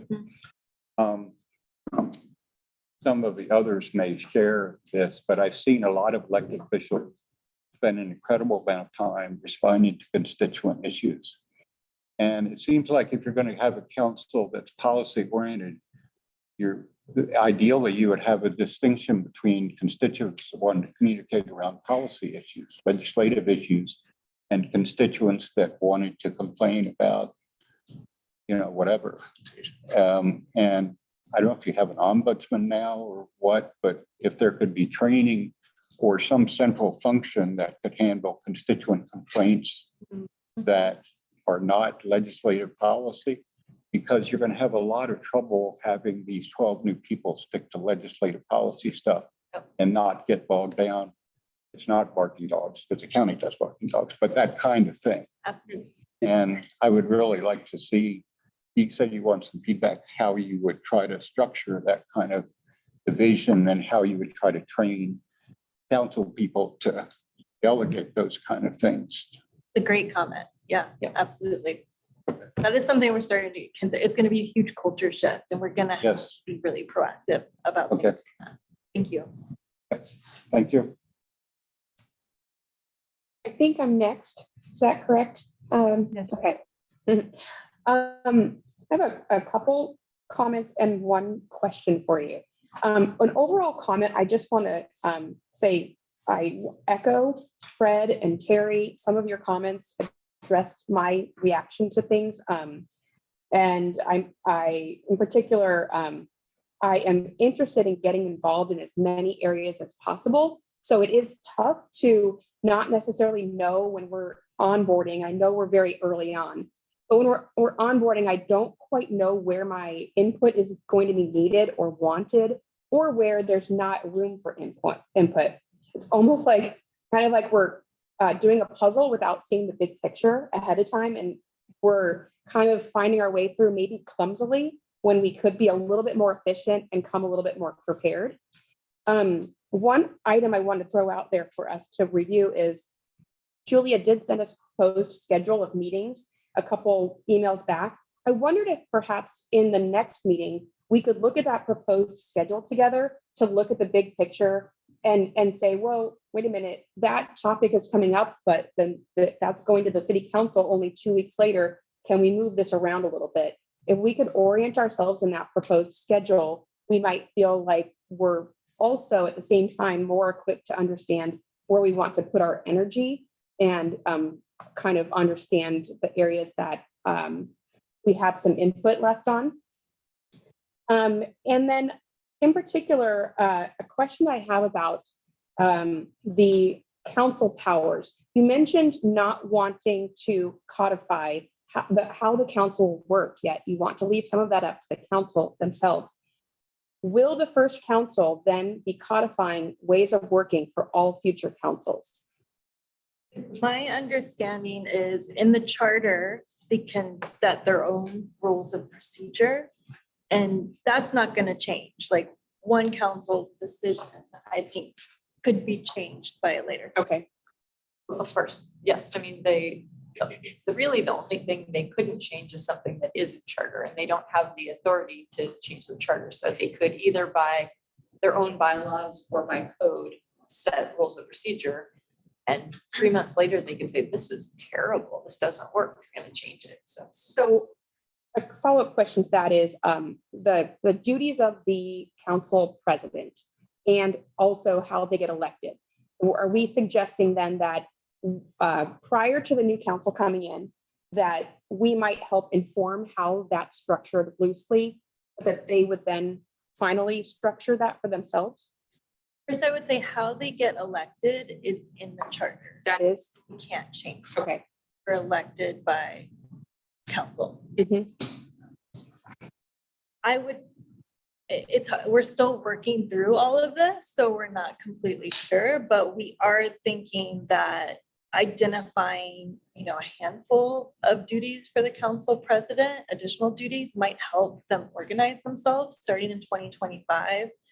But the flip side of that is the more power we give to, one member of council that's representing a district specifically, that gets a little questionable. So the other side of that is having a committee that is a committee of the whole or something that decides upon rules for council. That might be a less centralized way to do that. So those are the kinds of options and kind of trade-offs that we want to develop to be able to present to you.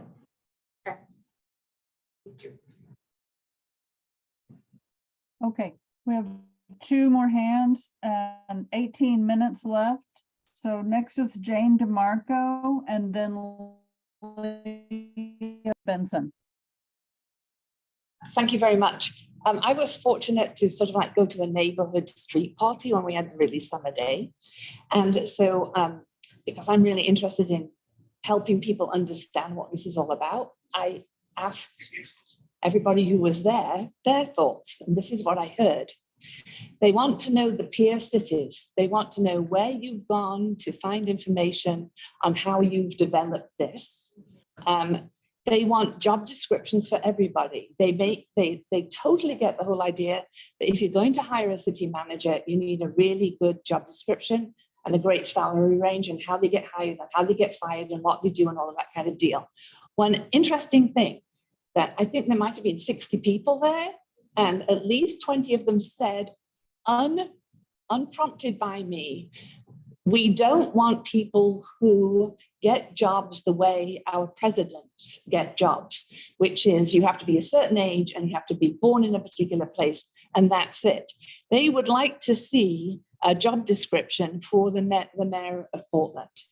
They want people to apply to run who actually have a skill set, rather than, what did somebody say? We sort of have to dig around their background to see whether or not they might have the chops to do this job, but they want to be able to see it. And what was interesting to me was that they didn't have any fear of gerrymandering. They had great trust in the whole idea that smart people would know how to divide the city up into the 4 quadrants, but they really want fabulous councillors, and it needs to be just not well-meaning people. They said people who have a skill set, and they would like that skill set to be outlined. And so I said, well, you know, we've had great commissioners before, and they said yes, but that was sort of happenstance. They just happened to be good, smart people who had done good, smart things, and they came to the city and they worked it out. And they think that, and a couple of people said, they thought that because it's new, we need smart, extremely smart and talented people to begin with, because they said 10 years from now, people will know how this works and we'll all be smarter, but we need that clear definition. So that's what they said. So if I'm going to go to my neighborhood meeting or anywhere else that I'm pleased to go to, I sort of like to have that in my hand. This is the job description. And this is how you would apply if you're doing this, so that it just makes it easier. Because, oh, somebody else said something really well, is the only way I know how to vote for somebody in the present system is I look to see who's supporting them. That there is nothing else in their background. I have to look to see who else thinks that this is a cool person. And if they think it's a cool person, then maybe I will too. So I think we do. So that's sort of like what I just heard. I just thought I would share it. I thought it was really fascinating and fun. That is extremely helpful. And it's kind of helpful for us to take away and know what to bring back in the future. I would say the city administrator is a professional. We will be working on that job. Yes, right. I think the elected officials, it's a little bit of a different conversation. And I think that's something we can take back to our colleagues working with the salary commission and that work. I don't know if you have any other comments. Otherwise, it's really great to hear that and understand that.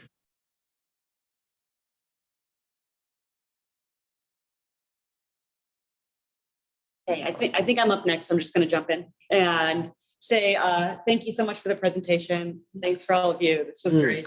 A bit to Amy's point, one of the things that I'm most laser focused on here is community engagement, understanding so many folks have kind of forgotten about this since voting. And I noticed in your presentation, you said in spring and summer is when the plan's getting together, but I don't think we have it on our docket to discuss this until July. Do you have a plan that you can share with us now?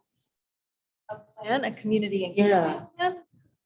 Well, I am working with my dear colleague, Julia Meyer, on that. This work is overwhelming, and I think we would have liked to have done everything a month ago, but how complicated things like this work, we're working to catch up. And I guess I would I look to Julia. I don't know if you have a comment. One thing I'll say is I completely understood. This is not meant to put you on the spot, rather to say like, I'm here to support when there is, yeah. I just being completely transparent. I appreciate Let me preview like my ads in like 5 minutes from now. So hear it twice. There is like 4 folks, and I know some of you already shared this with me personally, but I'm gonna be looking for volunteers to work with me on creating that plan because and I think Tate said this maybe early on, there is a challenge with a multitude of moving pieces in the transition from a community engagement perspective, right? Like it all sort of needs to be figured out. You can't just go for this. And then 2 days later, you come for districts. And then the day after you come for salaries and it, right? So it's really getting a full picture kind of based on the transition plan, the schedule that Amy was talking about earlier. And then what does that mean from a community perspective? And how do we do it in a timely way for these decisions to be made? So ponder volunteering to help with me. Thank you.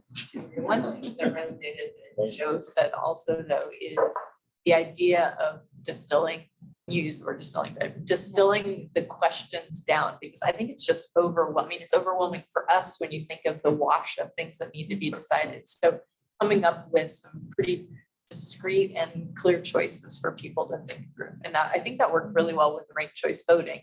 I think we would probably take a similar path. So thank you for highlighting that. Okay, this is Kim. We have 12 minutes left and 3 new hands. So we're going to go with David Burnell and then Destiny and then Amy. I wanted to back off of what Jane DeMarco was saying, that, we want really smart people to help with this, to get this started. But I really, really need to stress this, that I'm sure you guys have heard of what's referred to as cultural fit. So when you're making outlines and written verbiage about what you're expecting from a candidate, we need to make sure that we're writing in such a way that invites diversity and cultural awareness. We can't just say we want super smart people and then cultural fit will automatically send a white person into that role. So please hear me when I say this, when this is being defined and the definitions are being pounded out, that we write it in a way that will allow other people of other ethnicities and cultures to also apply for these positions. That's all I wanted to say. Thanks so much, David. And, we are working closely with the OMF equity manager, Juan Carlos Ocanaju, to make sure that is a goal and incorporated into our equity framework. Thank you for that. And then I kind of want to follow off of DeMarco and also Burnell's comment that, again, when we say things like really educated, very skill set in a place like City of Portland, that means a lot of historical connotations. I think there was a lot of great work done by community-based organizations, culturally based organizations in getting this measure passed. So I think part of our outreach and communication should be reaching back out and letting them know these positions are opening up. This is what we're looking for. And you are the leader that we're looking for, even if no one else in these places are going to reach out to you because they're in their inner circles. I think that type of outreach is very important to remove those barriers when we say things like that.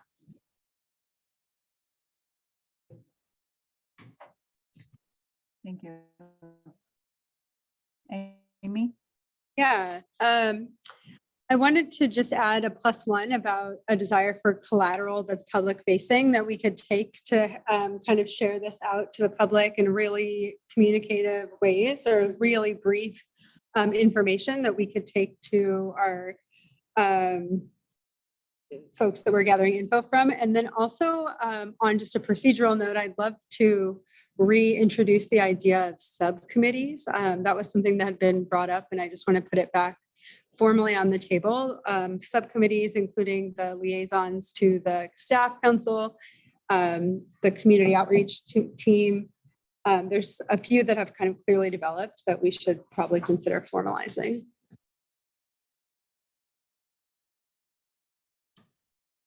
Oh, I also had one more question, sorry. With regard to the staffing of the city council? Will they receive a budget or some kind of head count, or is there a broad plan for staffing the council? So how we're thinking about that right now is trying to keep it cost neutral. That's the kind of fiscally responsible approach that we're taking. So if we look at the amount of staff that the mayor and city council have now, and how does that change with an expanded council? So that's, yes, more council members, but because they're more focused in their work, presumably they will need less staff. Looking at peer cities that have mayor council forms of government, they usually have just 2 to 4 staff members, usually more like 2. So we're looking at different models, like what does the dedicated council staff's office look like? Is there a shared by district model as well? So those are parts of the kind of conversations we're having with council to understand and, what they think about that, so we can develop different options. Does that make sense? Yeah. Yeah. So it's in development. Yes, exactly. Everything's in development. Okay, Destiny, is that a new hand? Just one comment. I'm reaching out to Lori and also David, and then also our facilitator, that for the next meeting, I think it would be great to have like a deadline of when we can edit these forms that we want to talk about before the meeting. That way we could overview them, approve them in the next meeting, but also for the presentations to have guiding questions. That way we know what you're looking for, because I kind of get lost here. And so that's kind of my feedback going in, and co-chairs and facilitators, if that could kind of be even via email, like this is the day we want your feedback by, and we'll overview it, final comments, improve. That way it goes a little faster. Someone answer the Q&A. Thank you. Mr. Hertzberg, let me just say first, we have 6 minutes left for this section. Go ahead, Mr. Hertzberg. All I want to add to what Destiny said is, and encourage presenters, this is not a criticism of you at all, but encourage presenters to really believe that we've done our preparation and we don't need to get presented with things that we've already read kind of again and again. Really focus on, what's our task for right now.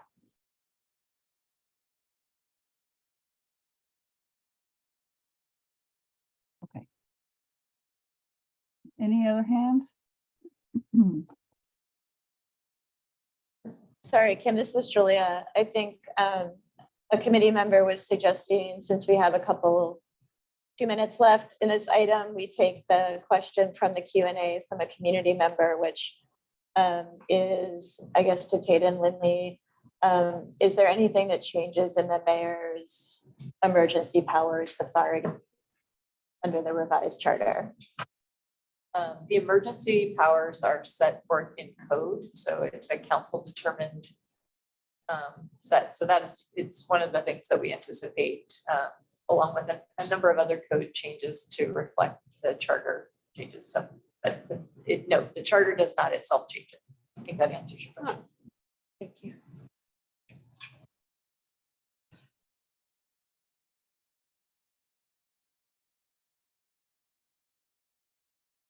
Okay. So we're ready to move on to the next step section.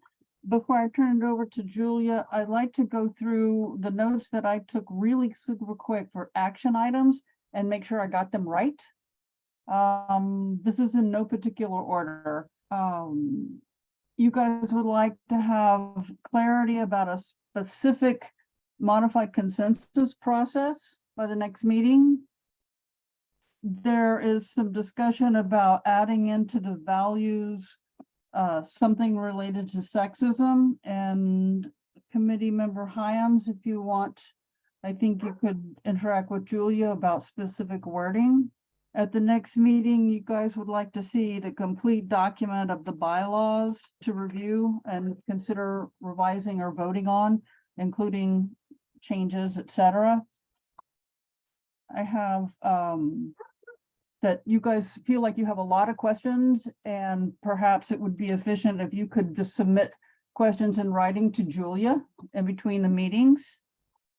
there was a request next time, I think, to formally address the issue of creating subcommittees. And a deadline to editing forms or other documents before the next meeting. Was there anything I missed, or did I get any of those wrong? That sounds right. Thank you. Julia's list is helping us understand how to use the email system. Yep. Right. That's on my list. Got it. Perfect. Thank you. I just want to add With to that, I'm going to turn it over. I'm sorry. Go ahead. I would add to the subcommittee action item, appointing a secretary or some kind of somebody who's going to be formally in charge of the minutes that isn't the co-chairs, because sometimes that gets kind of mixed up. So like a secretary or a sergeant at arms in the committee would be a useful tool for us as a group to consider. Okay, I have that written down. Anything else? Yeah. And then there would be somebody on the committee to check with the facilitator. For clarity, who did the minutes for the last one? I did. Oh. And Nicole's been working on them this time.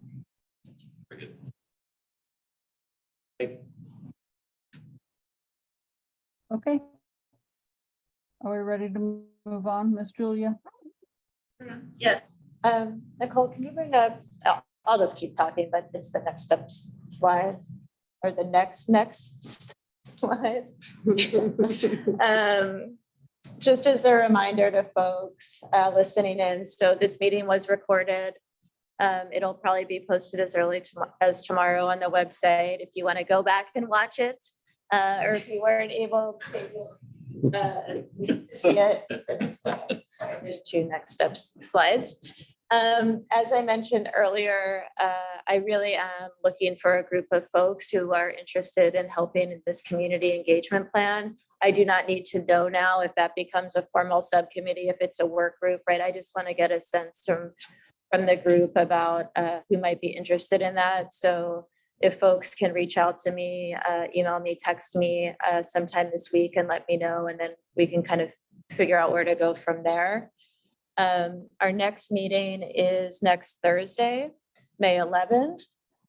So like always, a week ahead of time, I will send out information and also post things online for community members to see. Next slide, please. And as Amy was mentioning earlier, this is just a proposed schedule, and this only goes through the meetings that we have confirmed dates.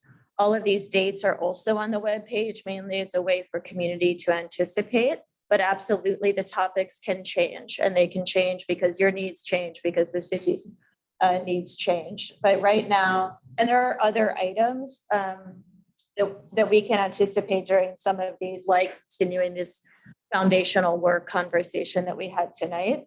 But we will also be inviting folks from the transition team who are leading in the service delivery and bureau management space, including Jamie sitting over there, to talk about that area of work. But certainly in the meantime, I now have the pleasure of having co-chairs, which thank you so much to Lori and David for stepping up to serve and for doing it in the first rotation. So we will work collectively on next week's agenda. And I think that's it. Yeah, Joe. And I think that we talked about the co-chairs and you working on, making sure that that schedule sort of aligns with what the transition team is doing and what all the deadlines are. I'm sure that you've done some of that already, but if we could just fine tune that to make sure that we're sort of running alongside everybody else. Yep, that's exactly the way it was built. But again, proposed, and I think as you heard from our presenters tonight, things are still moving and changing a bit. So yes. So Julia, to that point, is that because I see on the draft meeting schedule that you had for the next week's, the May 11th meeting, Also recommendations for progress report number 2. And I don't know what progress report number 1 was, and is that still, what is that? Yeah, you read it because we talked about it. Oh, okay. About at it. So, not memorable, it's fine. But we, as a transition team, are committed to publishing progress reports on the transition that are records of what the city has done and what the city will do that follows along with the transition plan that you got presented a draft of. So we did our first progress report in early March. And we intend to do them every 3 months on a clock, right? And so we will be publishing as a city our second progress report in the month of June. I expect that one of probably a multitude of ways that this committee can make recommendations to the city in a public facing way will be to document those recommendations that you all have made in progress reports as they come up. So I wanted to normalize that. I recognize very much that this is very early. You have just started meeting. Some of it could be procedural things though. So I did want to just hold some time because next week's meeting will be your final opportunity if you want to say something as a group in that progress report, but you don't have to. So I wanted to put it out there as an option.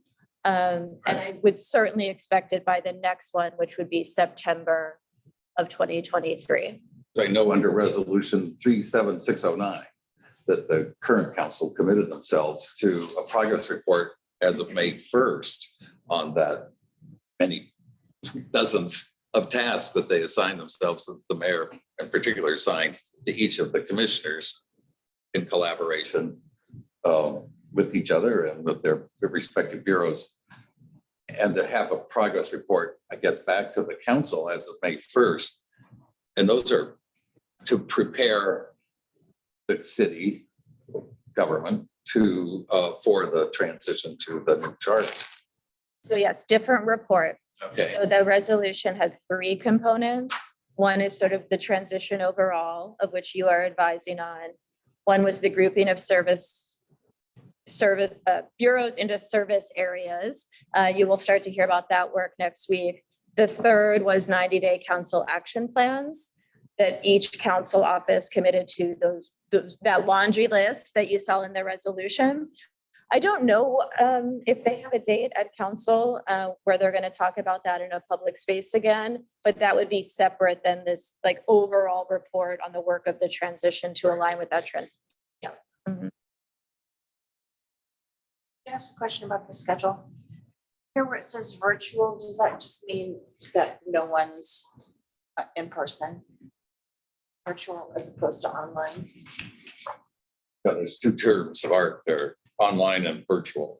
Are they interchangeable? Oh, in the paper one, yeah, I wasn't sure kind of what y'all would want to do. I recommend that we continue hybrid like this and offer an opportunity to be in person and offer an opportunity for folks to be virtual, both committee members and members of the public. So again, yeah, proposed draft schedule, I would like to modify.